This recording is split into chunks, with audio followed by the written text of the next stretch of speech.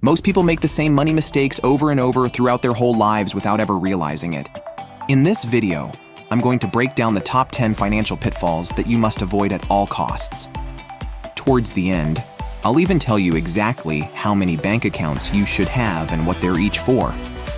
Stick around to the end of this video, because today I'm giving out my hottest tips for free that could save you thousands of dollars each year.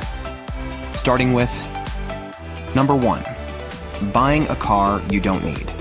We've all been there.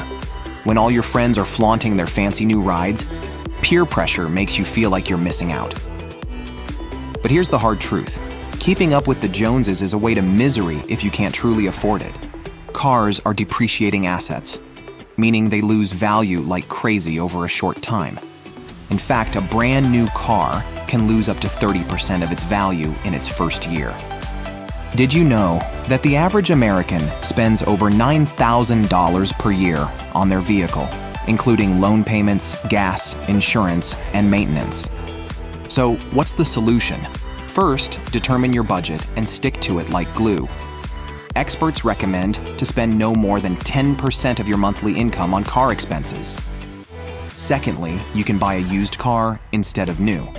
Just make sure that it's in good condition to avoid frequent maintenance costs. And if you do need to take out a loan, avoid taking a loan for over 4 years. The longer the loan term, the more you'll pay in interest. And lastly, consider alternatives like public transportation, walking, or cycling. Not only are these options way cheaper, but they're also better for your health.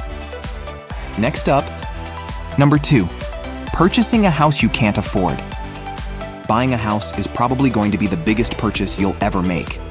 It's the place where you come home after a workday, have cookouts, celebrate holidays with parents, and maybe even raise a family. So it's super important that the home you buy is one you can truly afford, not just today, but for years to come. The monthly mortgage payments shouldn't cause you to lose sleep at night. Experts recommend spending no more than 25% of your after-tax income on your mortgage payment. At the end of the day, if you can't make those monthly payments, the bank is going to come after you. So if you can't truly afford a home right now, just wait until you can. Until you can buy your own house, you can consider other options like renting or co-living, where you share living spaces with others to reduce housing costs. You can also find opportunities to house sit, where you take care of someone else's home while they are away. In exchange for looking after the property, you may have the opportunity to live rent-free or at a reduced cost. Moving on. Number 3, spending more than you make. A huge reason people overspend is to impress others.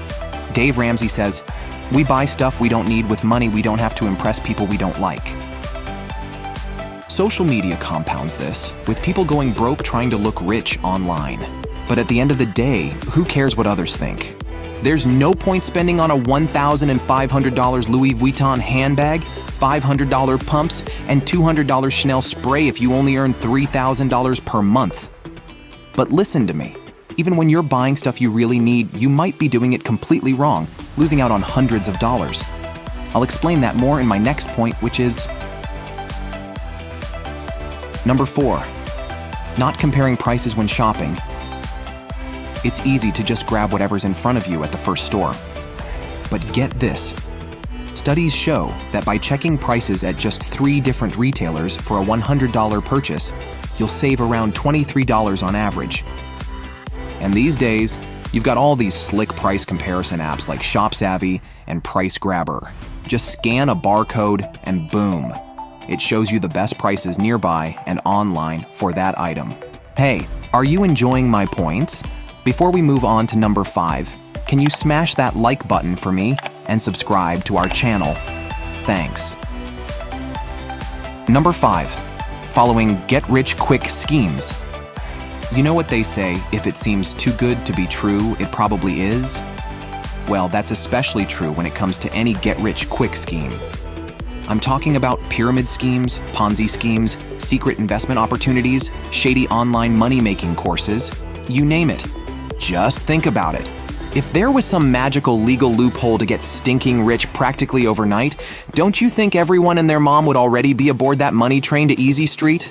Careers take decades of grinding to make 200K or 300K. So be skeptical of any opportunity promising that level of return in a year or less. And that takes us to number 6, having just one source of income. According to Pew Research, 9.6 million Americans got laid off during COVID. If your paycheck was your only source of income, then that means your money flow came to complete a standstill. Look, your income should be like a tree. Trees don't just grow fruit from one branch, right? Your income should be no different, with multiple branches or income streams to rely on. Build a money tree with branches in different industries, investment vehicles, side gigs. Relying only one source of income is basically asking for disaster. Moving on. Number 7, getting into bad debt. Did you know that U.S. household debt grew by a staggering $800 million from 2022 to 2023, with credit card debt alone increasing by 16.6%? This shows how easy it is to get caught in the debt trap, especially when it comes to credit cards.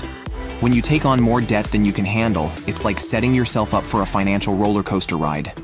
Missing payments, accumulating late fees, and struggling to make ends meet become a harsh reality. So if you're tempted to buy something on sale today with borrowed money that you'll regret later, think twice.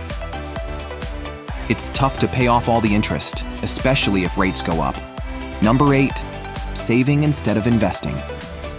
When you leave your money sitting in a bank account, its value decreases over time due to inflation. But if you invest it wisely, it grows. It's as simple as that. People who are afraid to take risks tend to hoard their money, allowing it to lose value gradually. You see, if you leave money in your bank account, you might be tempted to go and spend it on some new clothes. Instead, you should put that money to work for you by investing it in stocks, real estate, REITs, or startups. But don't get me wrong, I'm not saying you mustn't have a single penny saved in your pocket or bank account. In fact, in the next point, we're talking about the huge mistake of not having an emergency saving funds. Number 9, not having a rainy day fund. Life doesn't always unfold as planned. Your car might break down, or your refrigerator might give out on you. Unfortunately, practically everything in life comes with a price tag, so having an emergency fund tucked away is a must. According to a 2022 Federal Reserve study, 36% of American adults would not be able to cover a $400 emergency expense using cash savings or a credit card that they could quickly pay off. About 24% would need to borrow money or sell possessions to come up with the funds, while an additional 12% would not be able to cover the expense at all. But here's the good news. You don't have to fall into these statistics. All you have to do is start deducting a portion of your paycheck into a separate savings account. A common recommendation from financial experts is to aim for an emergency fund that covers 6 months' worth of living expenses. However, setting aside enough to cover a year's expenses is an even better goal. Number 10, having only one bank account.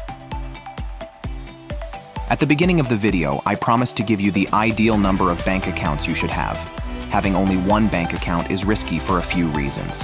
Picture this. All your money, emergency funds, bills, and savings for college, all in one basket. If your bank account is compromised or frozen, you could end up in a pickle. Not to mention the risk of overdraft fees or lack of financial flexibility and other downsides. This is why you should have at least 3 bank accounts. One for emergencies, like if your car breaks down or you suddenly need a doctor's visit. Another for regular bills, like rent or utilities. And then there's the fun one, let's call it the play account. That's where you stash cash for treats and trips. But wait, there's more. You can even set up what I like to call an untouchable account. This one's like a secret stash where money gets squirreled away from each paycheck automatically. It's a neat way to grow your wealth without even thinking about it. Thanks for watching. If you want to trade your current life to the one you deserve, hit that subscribe button now.